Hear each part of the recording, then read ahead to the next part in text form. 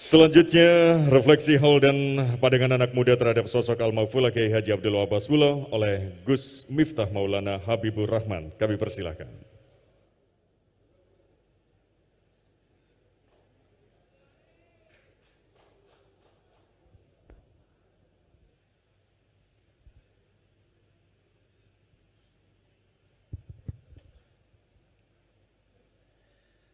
Assalamualaikum warahmatullahi wabarakatuh.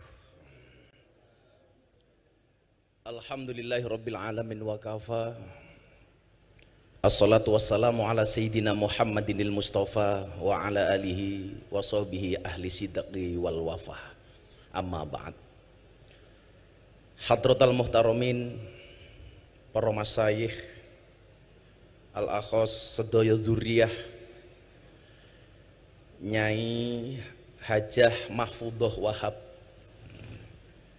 Nyai Hajah Hisbiah Wahab, Nyai Hajah Munjidah Wahab, Kiai Haji Hasib Wahab, Kiai Haji Rokib Wahab, soho sedaya dzurriyah ingkang estu kaula takzimi. Pak Kiai Said, yang saya biasa menyebut beliau dengan sebutan Buya, yang mudah-mudahan Allah panjangkan umurnya dalam kebaikan. Guru kita semuanya, saya pertama kali dapat ijazah dari beliau ini kitab Al-Muqtatafat sekian tahun yang lalu. Saat itu rame-ramenya MTA nyerang Amaliyah Nahdlatul Ulama, dan saat itu saya dan beliau sama-sama dilaporkan ke polisi. Beliau yang saya hormati Kiai Marzuki Mustamar, yang sudah mulai meninggalkan dunia hitam karena rambutnya putih semua. Pak Kiai Mustafa Akil, dan yang saya hormati Ibu Khofifah. Saya akhirnya punya alasan ketika dulu orang bilang, anakmu masuk pondok mau jadi apa? Kamu anaknya dimasukkan ke pesantren, besok mau makan apa? Hari ini terjawab, santri bisa menjadi apapun. Santri bisa menjadi presiden, contohnya Gus Dur. Santri bisa menjadi wakil presiden, Kiai Ma'ruf Amin. Santri bisa menjadi gubernur, Ibu Khofifah. Santri bisa menjadi bupati, Ibu Munjidah. Dan santri bisa menjadi kiai viral. Ya.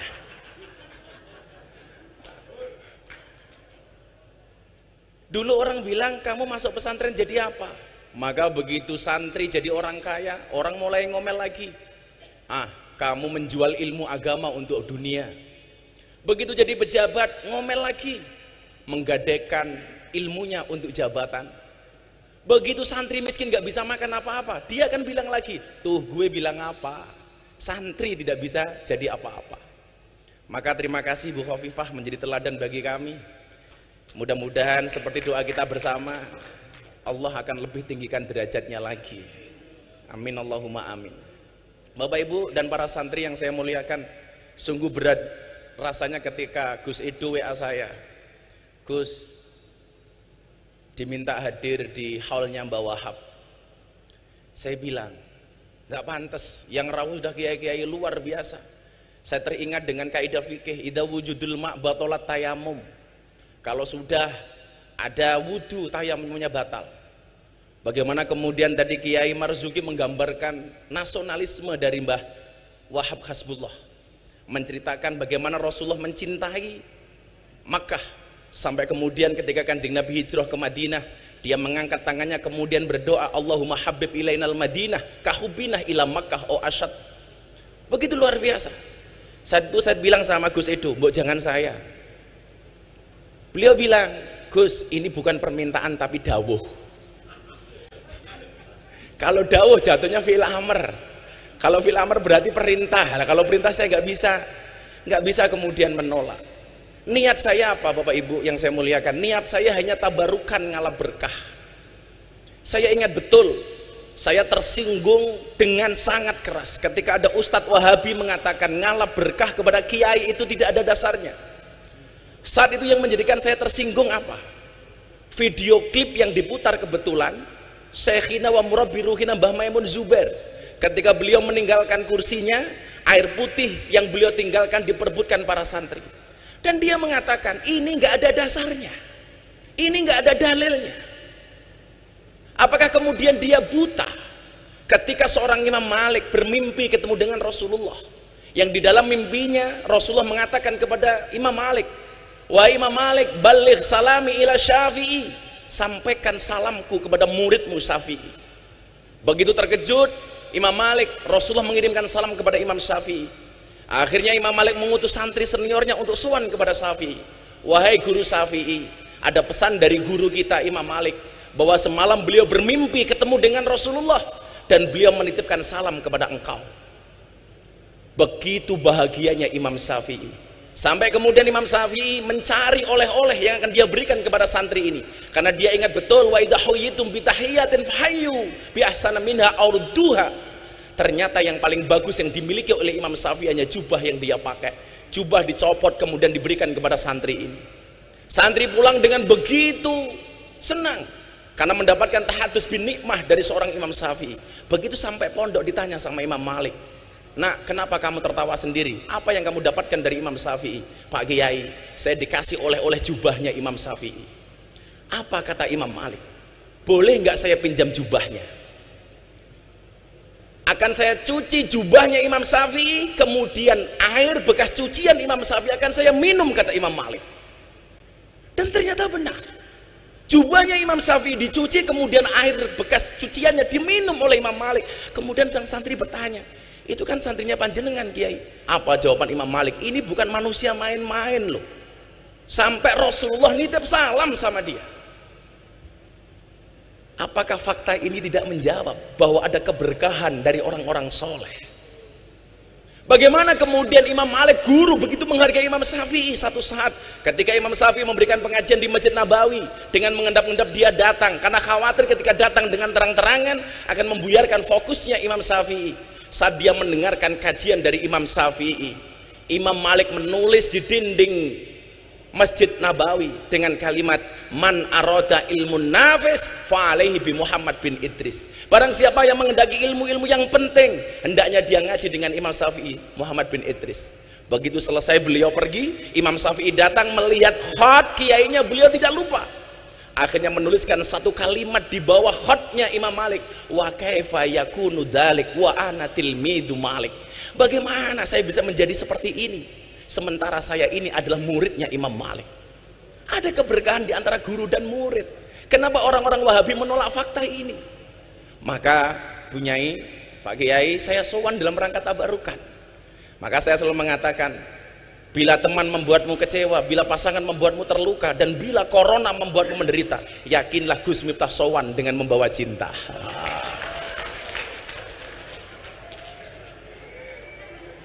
Cinta saya kepada santri tambak beras seperti air kencing di dalam kolam renang.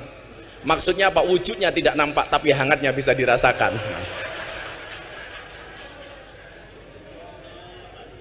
Kenapa saya mencintai orang-orang soleh seperti Mbak Wahab? Imam Syafi'i mengatakan, uhibbus solihina walastu minhum la'alli an anala bihimus syafa'ah wa akrahu man tijaratuhul ma'asi walau kunna sawa'an fil bid'ah. Aku mencintai orang soleh walaupun saya bukan merupakan bagian dari orang soleh. Tujuannya apa? La'alli an anala bihimus syafa'ah, supaya saya mendapatkan pertolongan kebaikan dari orang-orang soleh. Makanya Bu Gubernur, saat dulu saya masih mahasiswa, saya sering belusuan ke Doli. Yang saya sebenarnya usul waktu itu dengan Pak Wali, Wakil Wali Kota, saya bilang, Mbok Doli namanya diganti nopo Gus? Alfa Doli, biar lebih keren dikit lah. Yang dulu saya itu masih mahasiswa Kiai, saya udah belusuan ke Doli karena saya masuk ke lokalisasi Nyuwun Sewu sejak tahun 2000, saat umur saya masih 19-20 tahun.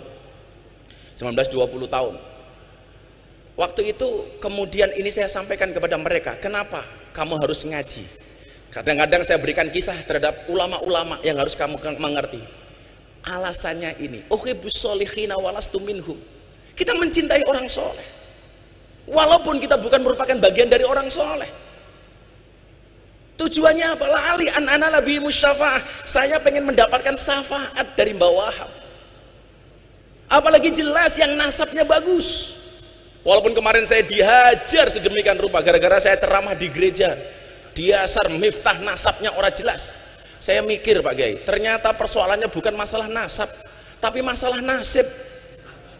Karena nasab tidak berbanding lurus dengan nasib, apalagi dengan nisab. Persoalannya bukan di masalah pendapat, tapi masalah pendapatan. Jadi aja. Saya dari dulu bilang, a'rifu angsabakum tasilu arhamakum. Pentingnya nasab hanya itu.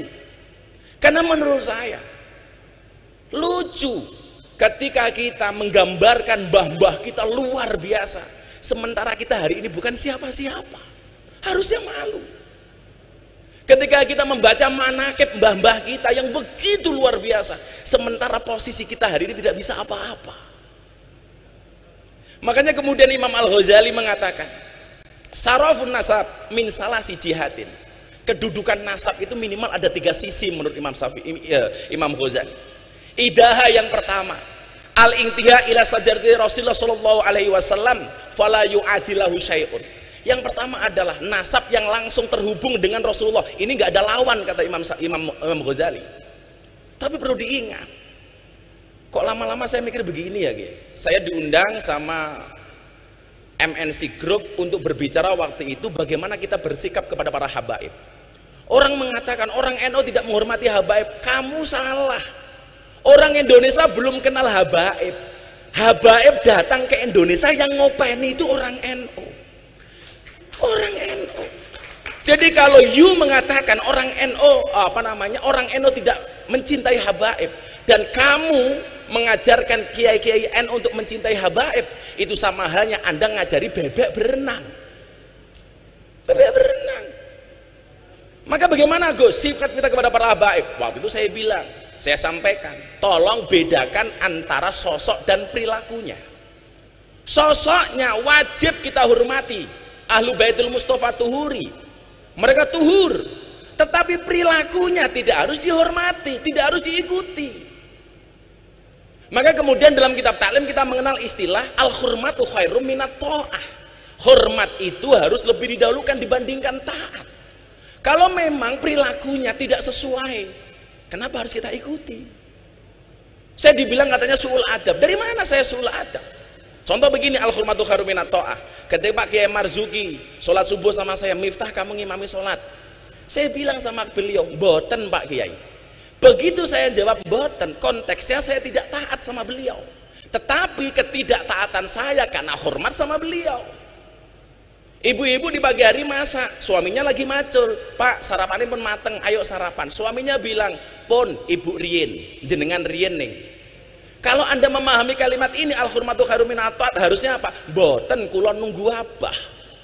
Orang kok, pun bu jenengan rien, oke, iki wong wedok ceniningan namanya itu. Saya itu kalau ngomong soal keluarga seneng ya. Karena besok saya tanggal 24 Juli itu ular-ular manten anaknya Pak Ketua MPR, yang kebetulan saksinya Pak Jokowi. Nah, Pak Jokowi itu lucu, diundang untuk saksi nikah di pernikahan anaknya Pak Bamsud. Beliau bilang, ya sudah saya datang, tapi yang nasihat pernikahan Gus Miftah saja ya.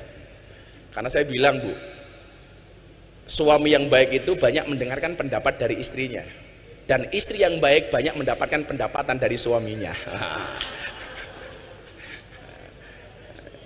Nanti santri-santri di belakang tuh seneng banget itu. Makanya santri-santri kalau seneng sama cewek, pilihannya satu di antara dua, halalkan atau tinggalkan. Oh.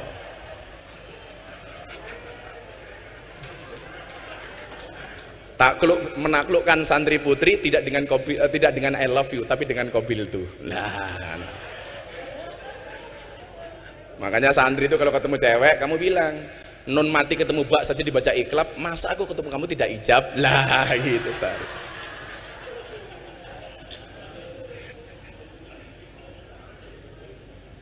Jadi perilakunya tidak harus kita ikuti. Kalau memang kemudian perilakunya tidak sesuai, ya jangan kita ikuti.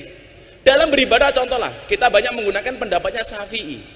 Begitu kita tidak menggunakan pendapatnya Imam Malik, bukan berarti kita membenci Imam Malik kan? Bukan berarti kita membenci pendapatnya Imam Hanafi, walaupun kita menggunakan pendapatnya Imam Syafi'i. Loh, tapi kan sekarang lagi ngetren Gus, ada kriminalisasi ulama. Kriminalisasi dari mana? Siapapun itu sosoknya, ketika perilakunya melanggar kriminalitas, maka kemudian dia harus mendapatkan proses hukum. Entah itu Habib, kiai, pejabat, semuanya sama. Sosoknya nggak pandang bulu. Kalau kemudian melanggar, ya harus ada proses hukum. Lah, kalau proses hukum kepada orang yang kriminal itu bukan kriminalisasi, tapi proses hukum kepada ulama yang kriminal. Kalau kata Kiai Marzuki, kriminalisasi ulama itu ngundang kiai pulang tidak diamplopi. Lah itu kriminalisasi. Kata Pak Polisi melanggar KUHP pasal 378, penipuan.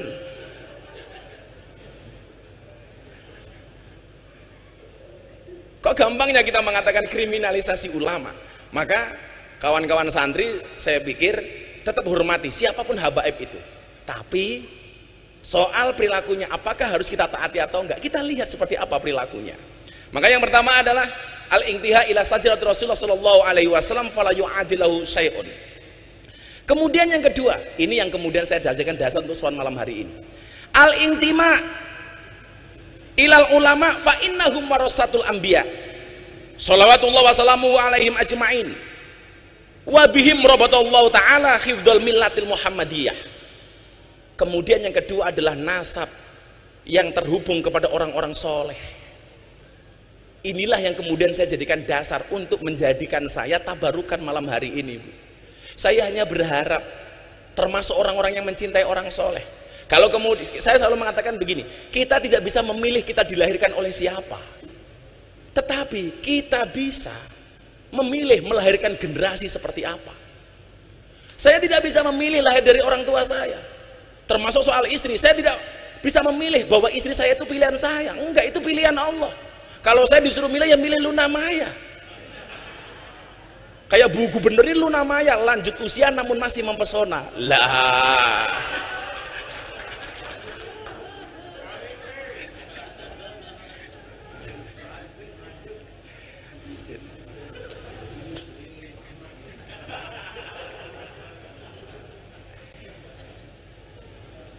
Saya itu sebenarnya dari dulu, Bu Nyai, saya itu paling repot kalau ditanya soal nasab.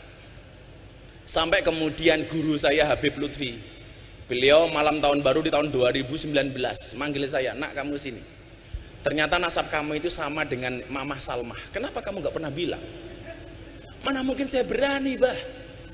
Jadi kebetulan saya tadi matur sama Pak Kiai Marzuki.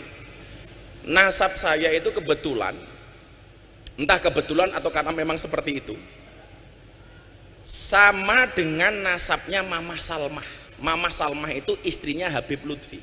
Sama-sama keturunan ke-9 dari Mbah Muhammad Besari Ponorogo, yang mempunyai bapak makamnya di Caruban namanya Kiai Anom Besari. Kiai Anom Besari punya bapak makamnya di Kediri Abdullah Mursad Tukum, yang punya bapak namanya Raden Demang, punya bapak namanya Pangeran Demang, punya bapak namanya Ratu Jekulo, punya bapak namanya Brawijaya Limo. Brawijaya Limo. Pripun Bu Nyai? Lah, kula yakin kok gerombolan sing apik iki bakal ketemu melih. Mila wong apik nyamane nggih ketemu kali wong apik. Wong sing ora apik ketemu wong apik nggih mboten nyaman. Contoh nggih, kula nyuwun sewu banget nih.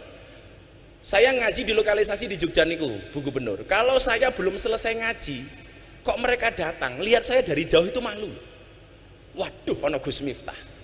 Ora kok bangga, Gus, aku ning kene, pasti malu. Kemarin lucu lagi, saya diwawancarai sama BBC London. Coba Anda ceritakan sama saya, ada nggak sih sebenarnya manfaat yang mereka dapatkan dari pengajian itu? Oh, bagaimana nggak ada? Coba mbak-mbak silakan angkat tangan. Dia cerita, ngapunten saya mau cerita.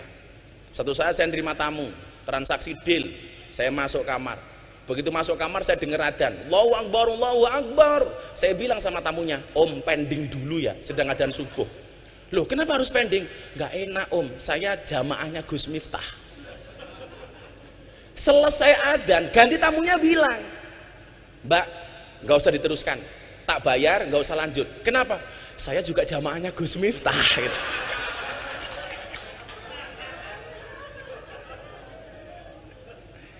Coba. Sampai ngoten niku Kiai Hasim.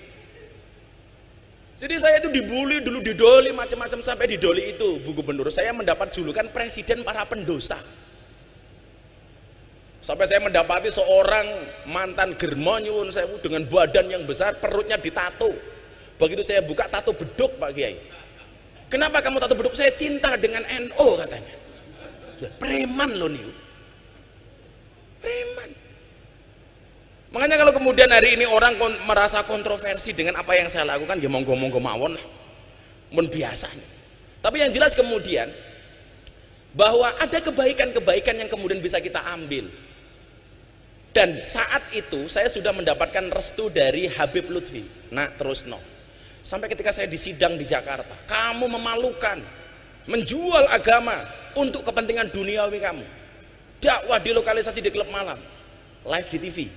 Saya bilang, nyuwun sewu Kiai, kalau yang saya lakukan ini memalukan, lebih memalukan mana ketika kita melihat kemaksiatan tanpa memberikan solusi apapun kepada mereka. Kita sering menjadi hakim dan jaksa bagi kesalahan orang lain, tapi menjadi pengacara bagi kesalahan kita sendiri.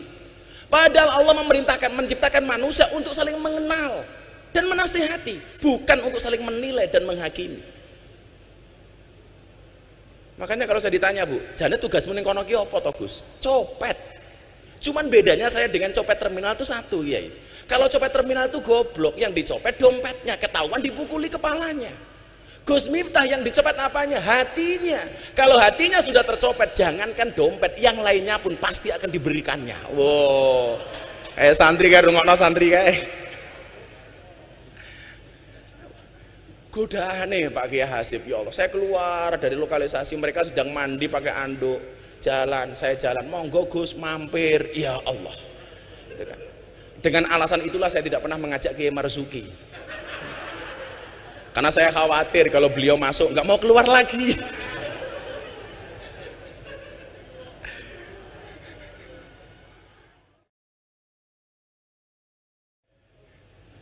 Kalau kemudian orang mengatakan halah ilmu mungkin apa-apaan, iya, saya dari awal mengatakan saya bukan orang alim, tapi saya punya prinsip qalilum minal yakin khairum min katsiran minal ilmi wal amal.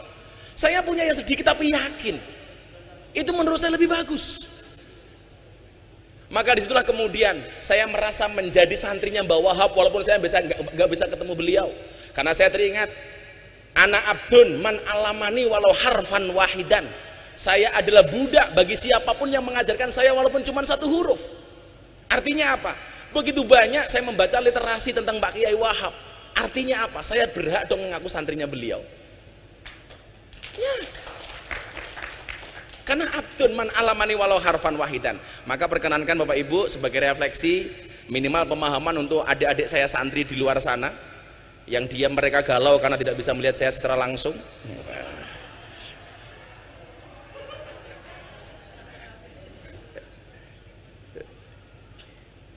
Tenang santri, kamu jangan pacaran, karena akan datang satu saat kamu akan dipertemukan dengan orang yang tepat, yang kedatangannya untuk menetap bukan karena nafsu sesaat.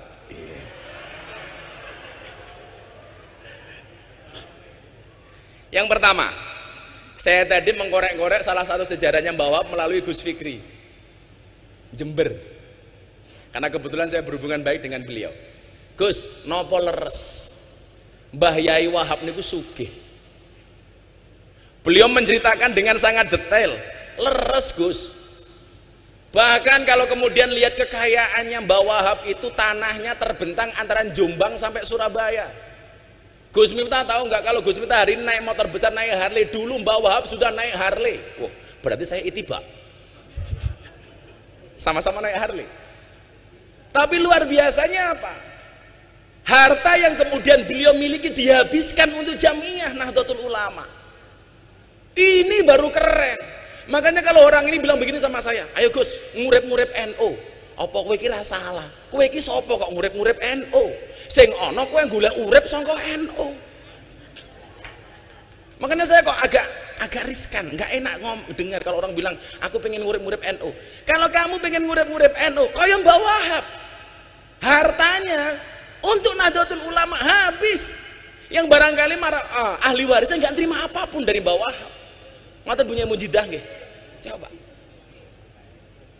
Saya kemudian teringat dalam kitab Wasiatul Mustafa hadis nomor 24. Inna awliya Allah lam yanalu sa'ata rahmatillah wa ridwani bikasratil ibadah walakin yanaluha bisakhawatin nafsi wal istihanah bidunya.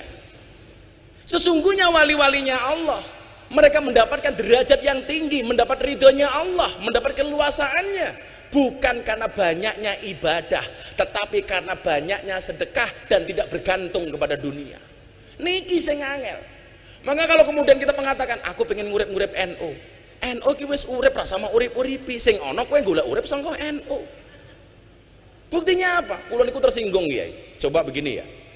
Lah ada santri bikin kopiah, Bu. Ada tulisan Nahdlatul Ulama, kula mboten tersinggung. Kula ikhlas. Wis apa-apa mau dol lah. Sekarang nomor-nomor didol.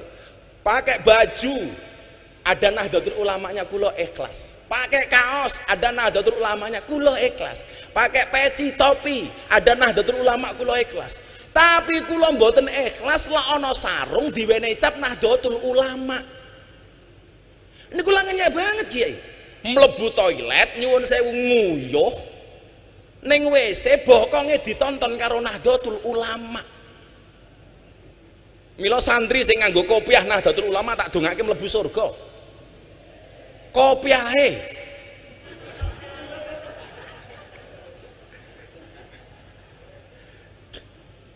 Yang bisa kita lakukan hari ini nopo? Enggak usah ngomong kamu ngurip-nguripi NU. Banyak hari ini orang yang dihidupi oleh NU. Enggak usah ngomong gedeke NU. NU sudah besar.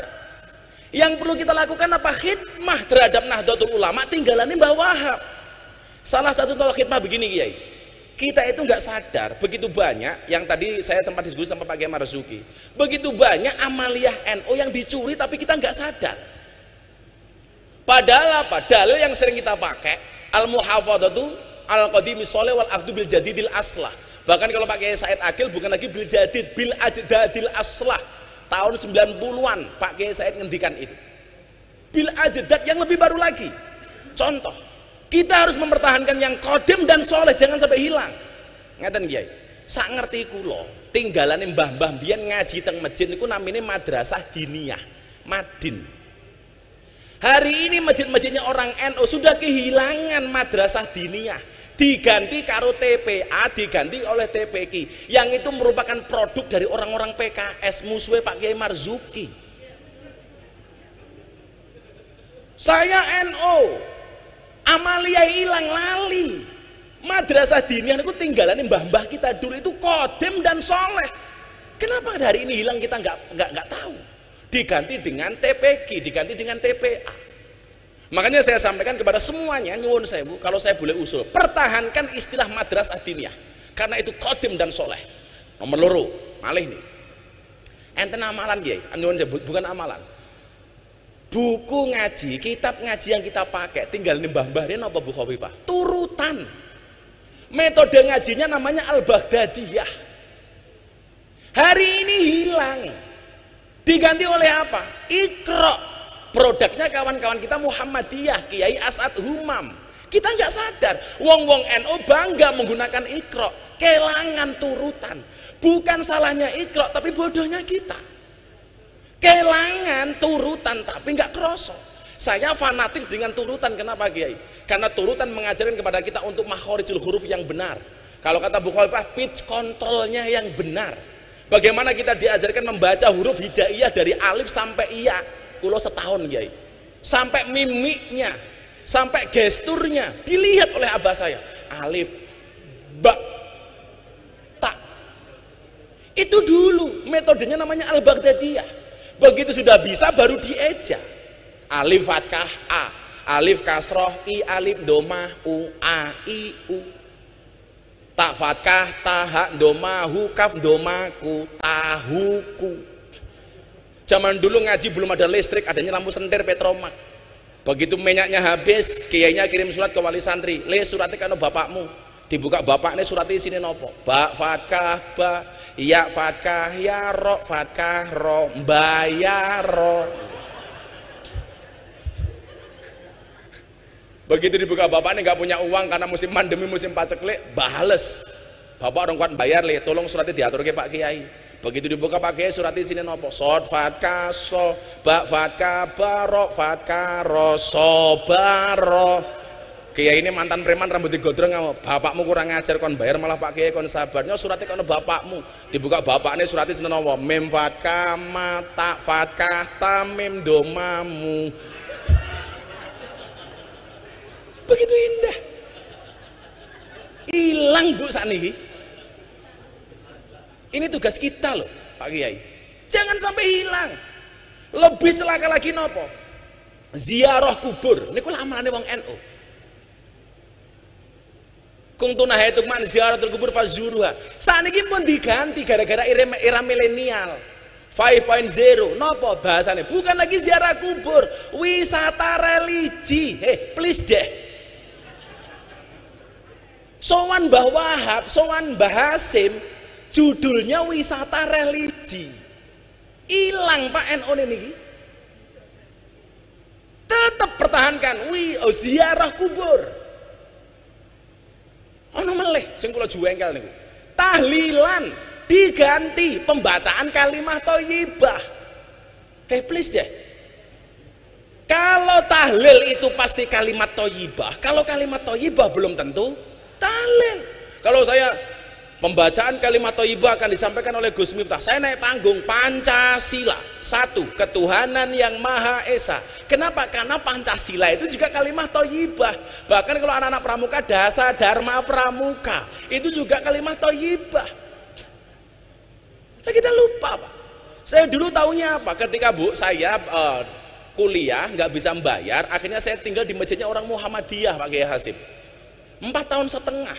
Mereka akhirnya menggunakan bahasa itu dan orang NU ikut-ikutan Kiai. Pembahasan kalimat thayyibah, ya Allah. Kula niku mbiyen belajar toleransi, manggon teng masjidnya Muhammadiyah itu 4 tahun. Waktu itu saya mendapat julukan James Bond, jaga masjid dan kebon. Tetap saya tahlil, tetap saya kunut sak piturute. Sewenene kalih takmir kula, ora urusan. Masalahnya kula manggon teng masjid Muhammadiyah itu hanya satu Pak Kiai Marsudi. Gara-gara saya manggon masjid Muhammadiyah, saya kurus. Berat badan saya hanya 40 kilo. Napa kula melu Muhammadiyah kurus? Soalnya Muhammadiyah belas nggak pernah ono selamatan. Jan. Ora ono mangan-mangan belas kae. Kere aku.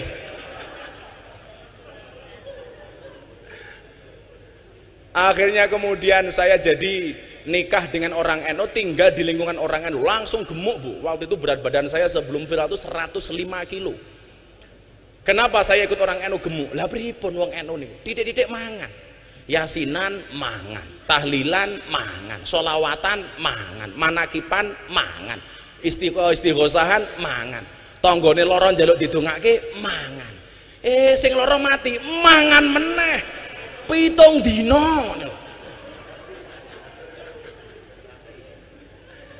Masyaallah itu. Lah makanya kemudian kalau Mbah Wahab sugih, ya kita harus terprovokasi dong untuk jadi kaya. Karena bagi saya, uang itu lebih bagus dikuasai oleh orang Islam yang soleh daripada dikuasai oleh orang-orang yang tidak soleh. Makanya kalau ada bahasa nguripi NU kok saya gak tersinggung. Lah awake dhewe iki sapa ngoten? Wong posisine awake dhewe ini kadang-kadang gojag-gajeg kok. Mbah karepe tajrid tapi yo ono asbabe. Ketoke asbab gaya-gayaan kaya tajrid, kan ini kondisi gojag-gajeg nih. Dan dari dulu kalau kita ngomong nguripi NU, kita selalu bermasalah dengan uang. Kalau mau jujur, ketika di PBNU saya bilang sama ada teman-teman pengacara, iki lho bedone kaya aku wong NU dengan kamu para pengacara. Kaya kiai-kiai NU karo awakmu iki bedone siji Pak. Apa Gus? Kalau pengacara masalah jadi duit. Lah kalau kita kiai-kiai desa kaya saya ini, duit jadi masalah gitu loh.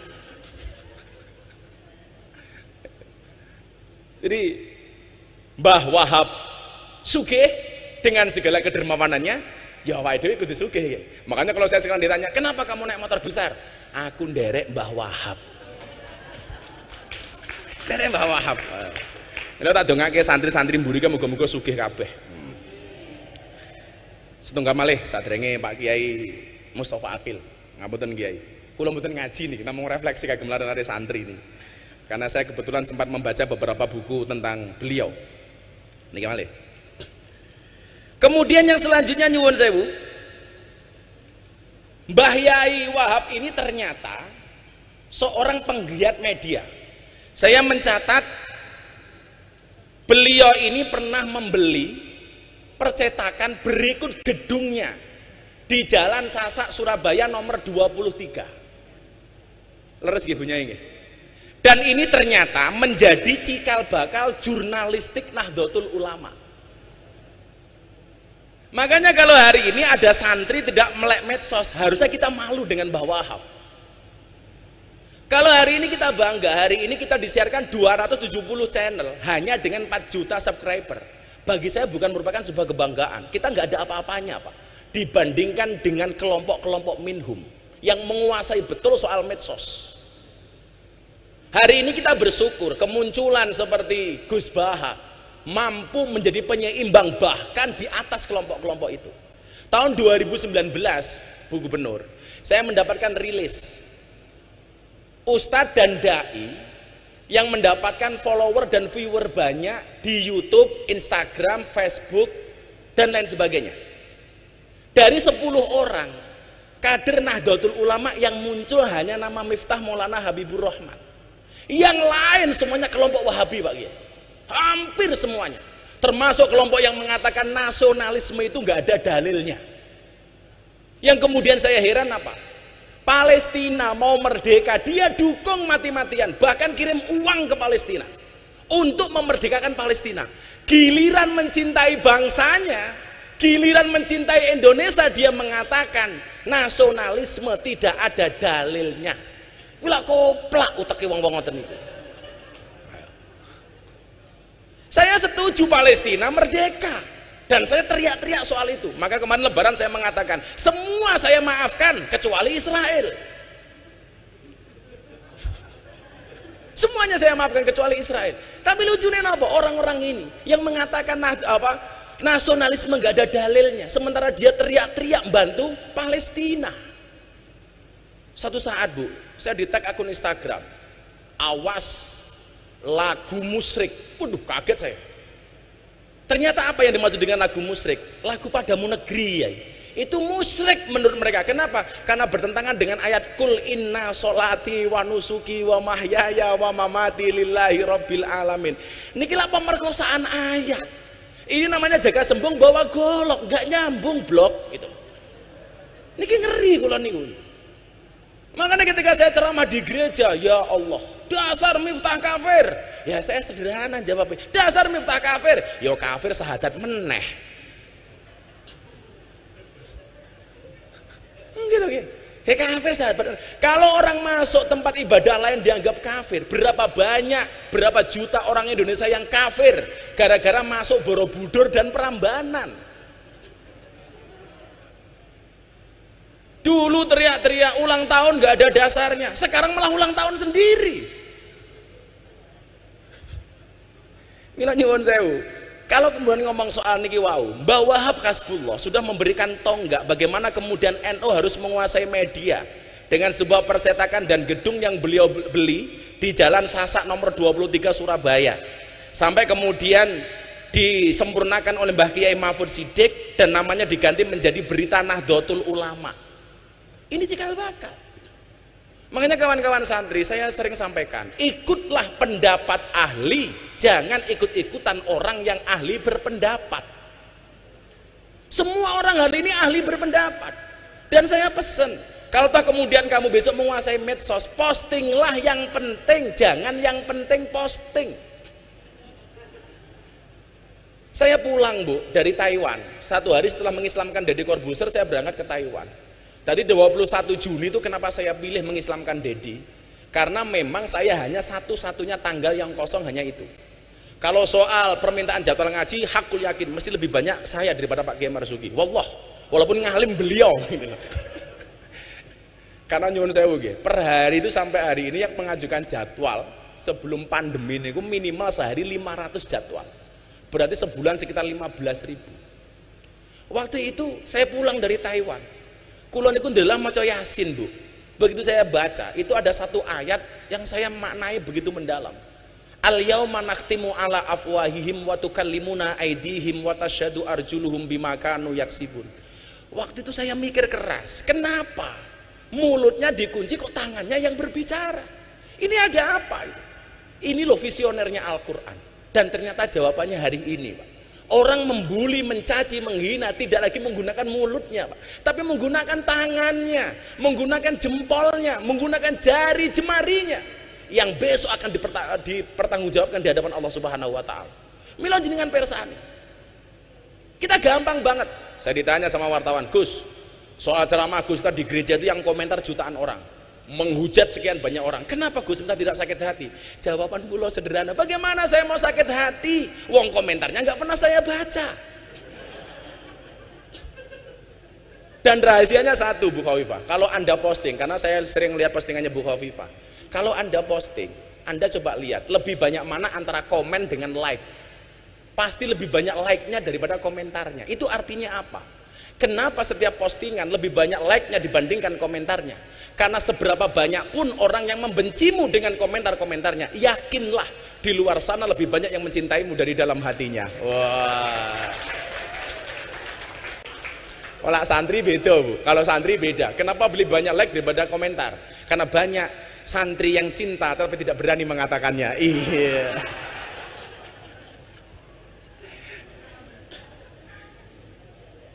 Lah kalau kemudian dulu Mbah Wahab punya taswirul afkar, pergolakan pemikiran, harusnya hari ini kita perang dengan menggunakan ini, dengan menggunakan medsos.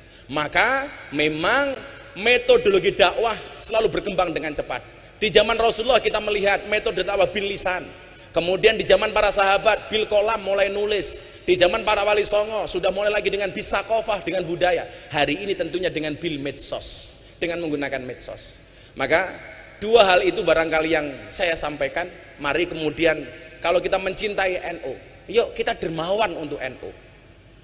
Bagaimana tadi Pak Kiai mengatakan, Pak Kiai Marzuki, Gus, kalau kita perang darat itu pakai angkatan darat. Hari ini kalau kita mau perang darat, masjid takmir harus kita kuasai.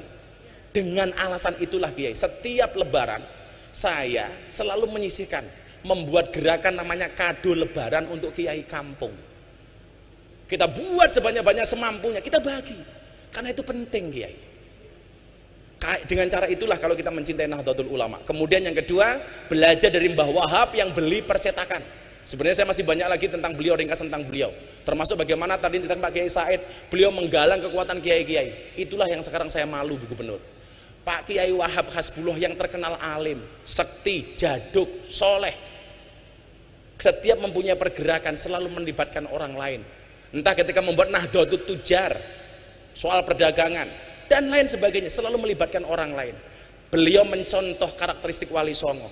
Wali Songo itu hebat, ampuh, sekti, alim, tapi membuat masjid Demak bersama-sama, karena afdhalul amali bil jamaah.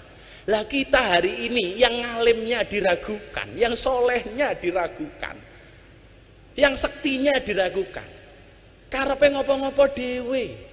Semua orang dianggap kompetitor, semua orang dianggap musuh, padahal kita disatukan dalam nahdoh yang sama.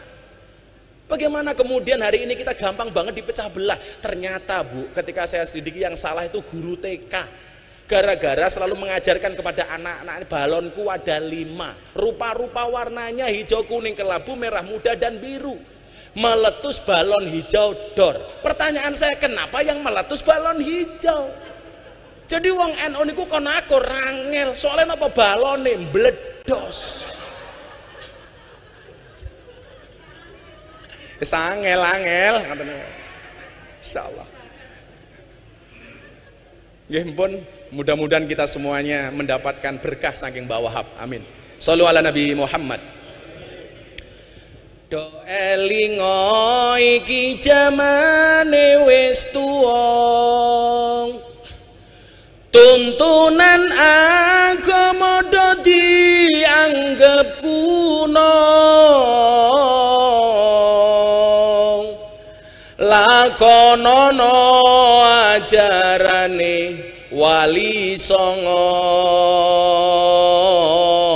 sing ra kersa aja nyacat aja ngina.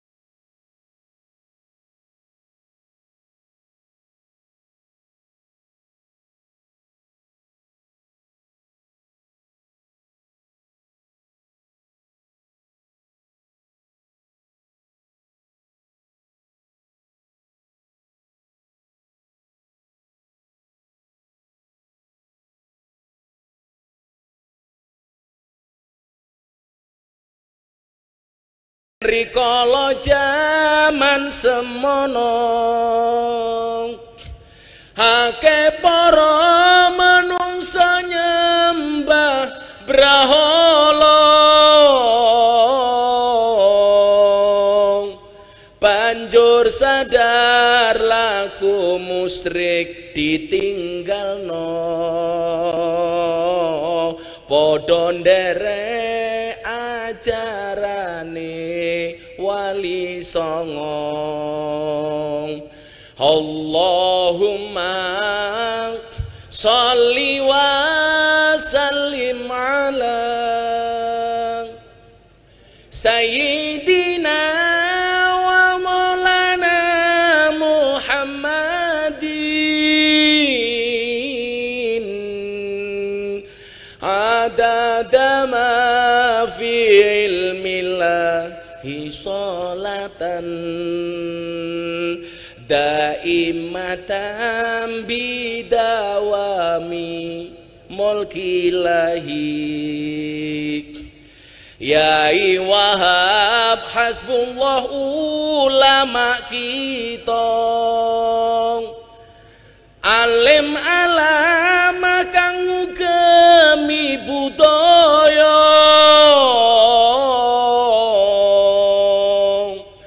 halal bil halal kang dadi conto nyata monggo sedulur dirawat lan dijaga. Allahumma sholli wa sallim ala sayyidina wa maulana Muhammadin adada ma fi ilmillahi sholatan daimatan bidawami mulkilahi. Shallu ala Nabi Muhammad. Melupakan Allah itu dosa, melupakan orang tua itu durhaka, melupakan tambak beras mana bisa. Terima kasih. Assalamualaikum warahmatullahi wabarakatuh.